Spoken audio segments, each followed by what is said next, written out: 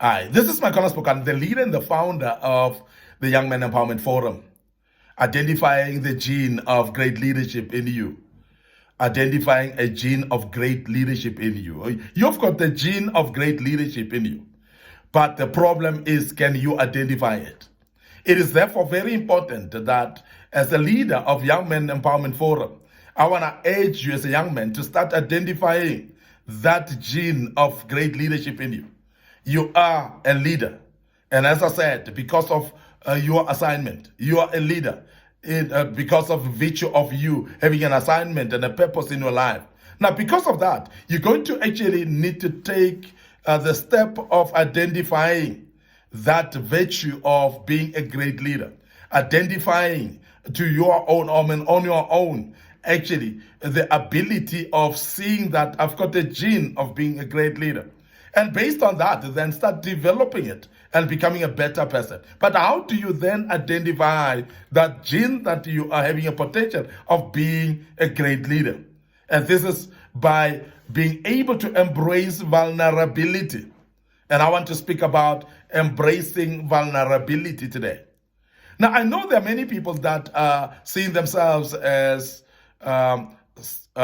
angels and people that are actually heavenly beings in a way that they are strong in everything. There are people like that.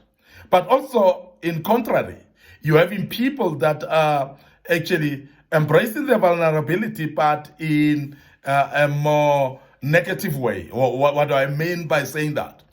That they only focus on their weaknesses. And I've taught about this in part 3, which was the session yesterday. I'm sure you would have actually listened to it. That when you start to focus on your weaknesses in your life, what it does, it actually makes you more vulnerable. You run yourself down. You feel like you're useless in your life, and there's nothing that you can achieve or perform in your life. And when you start to feel that way, what does that do? It actually knocks your image, self-image. It knocks your confidence completely. And you cannot be able actually to perform anything to the maximum. You cannot actually become the best version of yourself. You cannot actually grow to your potential. Why? Because you feel like I am too vulnerable and there's nothing that I can do. Now, I want to today emphasize the fact that it is wonderful to embrace your vulnerability. But when you embrace the vulnerability, it doesn't necessarily mean that you must see yourself as a nobody. You must understand that even though you are a somebody that is having a potential, but you're vulnerable as well as an individual. This is very important. Now, people that embrace this vulnerability, they know people don't want to work for a robot in life. Now, therefore, if you are a leader, and you are somebody that people work under. People don't want to work under you, fixated in your own mindset and not able to change. But you see, when you are embracing vulnerability, is when you are aware that the areas that you're vulnerable in, the areas that you don't know. Because when you think that you know everybody, everything, then you become a robot in your thinking and nobody want to work for you. If you become a robot in your thinking, then nobody want to submit under you, because people don't want to work for a robot. They want to work for human beings that are vulnerable as well. So therefore, even when you are a leader, be vulnerable. If there's something that wants you to cry, whether maybe you've lost a loved one or you've actually gone into something that makes you cry, be vulnerable, cry as a leader, because that doesn't make you less of a leader when you are vulnerable. So embrace your vulnerability. Make yourself aware that as a human being, you'll be vulnerable. But then when you are vulnerable, and even your own subordinates know that you're a vulnerable being, they know you're not a robot. They know that you're a human being. And as they do so, and I mean, you are human. They know that human beings are vulnerable. Do you know what they do? They respect you more. Do you know what they do? They support you more. Do you know what they do? They actually know that you are somebody who is authentic in life. Because when you are vulnerable, then you are seeming to be authentic. There are people that are actually like Scotch never die in life. whereby there's nothing that shakes them. You are like made of steel, and everything that comes just crumble down before you. And that when subordinates see you that way, you look like not a human being, because according to them, you are like a superhuman being who is not living in this world with us. Then, therefore, it doesn't allow even subordinates to be vulnerable. Because when they know that their leader is vulnerable as well as a human being, they are able to open up their hearts. They're able to open up their lives and say to you what they're going through.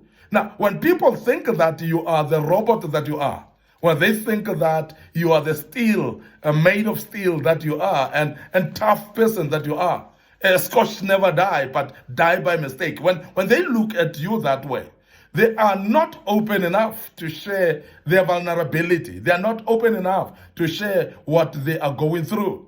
And this is the reason, therefore, then it makes you not a great leader. Because then people look up to you in a way of, oh, you will judge us, or you will say we are weak when we cry and become vulnerable. So acknowledge the fact that people are vulnerable and embrace them.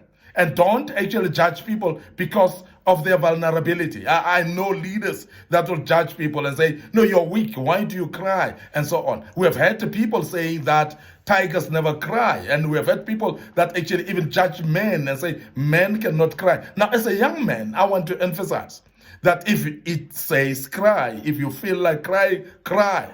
Please stop feeling this thing of saying tigers never cry, this thing of saying men never cry. So be vulnerable like any other person.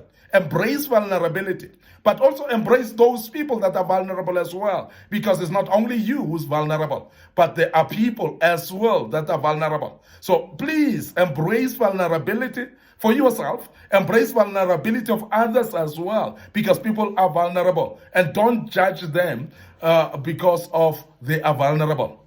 They are human beings like you are. They are not made of steel. They are not Scotch never dies, as I've said. So please, as a young man, if you want to identify that you've got a gene of leadership, is when you are vulnerable yourself and you embrace vulnerability that you have. And also when you understand that others are vulnerable, and as well and embrace their vulnerability. Very, very key, because you're going to therefore then understand people, what they're going through. You're going to be able to be empathetic to them, because it's very important to have empathy to people. It's very important. And you know for sure that empathy is far above sympathy. It's not whereby you actually falling into the same trench with somebody who's fallen, but you are able actually to put yourself in their shoes and be able to feel how they feel while you are not inside it. So this is very important, that as a person who identifies great leadership in you, is you will identify it by being able to embrace vulnerability of yourself and vulnerability of others. I want to end up here today. Your host, Makona Spokane. Thank you very much for listening to us and be part of this great topic. And I hope you've learned out of this. And I hope you'll join us as we deal with part 5 tomorrow, which will be a wrap-up of this one. And I hope that will help you. Please follow us on our YouTube channel. Please subscribe to it. Follow us on our social media platforms, like our platforms, and make sure that you also click those notification buttons, that every single video that we post, it becomes of value to you and you'll gain out of it. Allow me to check out right now and say, cheers for now.